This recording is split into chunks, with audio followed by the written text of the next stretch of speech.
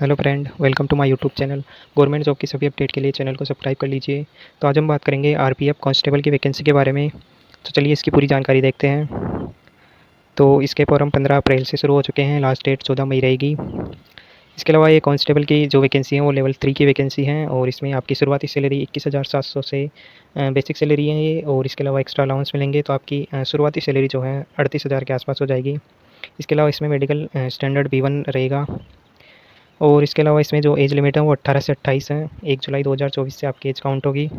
तो पहले इसकी एज 18 से 25 थी, जबकि कोविड-19 में 5 साल के बाद 5 साल के बाद ये एग्ज़ाम हो रहा है, तो 3 साल का एक्स्ट्रा रिलैक्सेशन सभी कैटेगरी को दिया गया है। तो जनरल वालों के लिए मिनिमम एज 18 है और मैक्सिमम 28 साल है। इसके अलावा कांस्टेबल की टोटल वैकेंसी 4208 है, तो अच्छी खासी वैकेंसी है। तो अगर आपकी तैयारी अच्छी है तो आपका सिलेक्शन ज़रूर होगा। इसके अलावा अपीयरिंग कैंडिडेट है वो फॉर्म नहीं भर सकते, यहाँ सीधा मना कर दिया है। चलिए और जानकारी देख लेते हैं इसमें। तो यहाँ सिलेक्शन प्रोसेस के बारे में बता रखा है कि सबसे पहले आपका कंप्यूटर बेस्ड एग्जामिनेशन होगा। इसके अलावा फिर फिजिकल होगा, फिजिकल एफिशिएंसी टेस्ट और फिजिकल मेजरमेंट टेस्ट होगा। उसके बाद टीवी फिर मेडिकल होगा। तो फिजिकल के लिए 10 गुना कैंडिडेट को बुलाया जाएगा। इसके अलावा एग्ज़ाम में 1/3 की नेगेटिव मार्किंग रहेगी।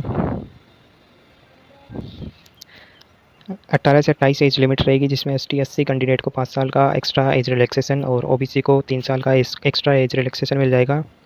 इसके अलावा मिनिमम एज लिमिट के हिसाब से आपकी 1 जुलाई 2006 lower limit of date of birth है और upper limit of date of birth सभी कैटेगरी के लिए अलग अलग है। जैसे जनरल EWS के लिए 2 जुलाई 1996 है, OBC के लिए 2 जुलाई 1993 है, ST SC के लिए 2 जुलाई 1991 है। तो इनसे पहले का जन्म नहीं होना चाहिए और 1 जुलाई 2006 के बाद का जन्म नहीं होना चाहिए। इसके बाद एजुकेशन क्वालिफिकेशन में आपके पास 10वीं पास होना चाहिए। और एग्ज़ाम फ़ीस की बात करें तो 500 रुपये एग्ज़ाम फ़ीस है जनरल OBC EWS के लिए। और जैसे ही आप CBT एग्ज़ाम में बैठेंगे तो उसके बाद आपका 400 रुपये आपकी फ़ीस रिफ़ंड कर दी जाएगी। और ये फ़ीस रिफ़ंड तभी होगी जब आप एग्ज़ाम में बैठेंगे। अगर आप एग्ज़ाम में नहीं बैठते, फॉर्म भर देते हैं, तो आपका 400 रुपये फ़ीस नहीं रिफ़ंड होगी।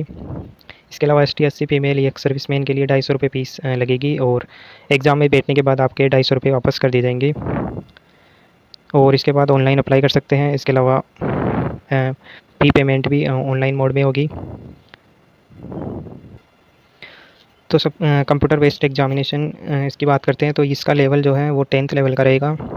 तो इसमें 1.5 घंटे का समय दिया जाएगा। 120 क्वेश्चन होंगे, एक क्वेश्चन 1 मार्क्स का होगा, यानी 120 क्वेश्चन 120 मार्क्स का पेपर रहेगा। 1/3 की नेगेटिव मार्किंग है और इसमें नॉर्मलाइजेशन भी होगा क्योंकि ये मल्टीपल शिफ्ट में एग्ज़ाम होगा। इसके अलावा minimum qualifying marks general EWS OBC के लिए 35% है, जबकि ST SC के लिए 30% रहेगा। और CBT एग्ज़ाम के बाद आपको शॉर्ट लिस्ट किया जाएगा फिजिकल के लिए। तो 10 गुना कैंडिडेट को फिजिकल के लिए बुलाया जाएगा। इसके अलावा सिलेबस दे रखा है आपका कि मैथ के 35 क्वेश्चन आएंगे और रीजनिंग के 35 क्वेश्चन आएंगे, GK के 50 क्वेश्चन आएंगे। तो इसमें GK मेन रहेगी। और इसके अलावा सिलेबस आप देख सकते हैं इसमें। तो टोटल 120 क्वेश्चन 120 मार्क्स का पेपर रहेगा। इसके अलावा इसके बाद आपकी फिजिकल होगा। फिजिकल की जानकारी देखते हैं हम। तो इसमें 1600 मीटर की दौड़ होगी मेल के लिए। तो इसमें 5 मिनट और 45 सेकंड का टाइम दिया जाएगा। फीमेल के लिए 800 मीटर की रनिंग होगी, जिसमें 3 मिनट 40 सेकंड का टाइम दिया जाएगा। और लॉन्ग जंप होगी 14 फीट की। लड़कों के लिए हाई जंप रहेगी 4 फीट की। इसके अलावा गर्ल्स के लिए 9 फीट की लॉन्ग जंप है, जबकि हाई जंप 3 फीट की है।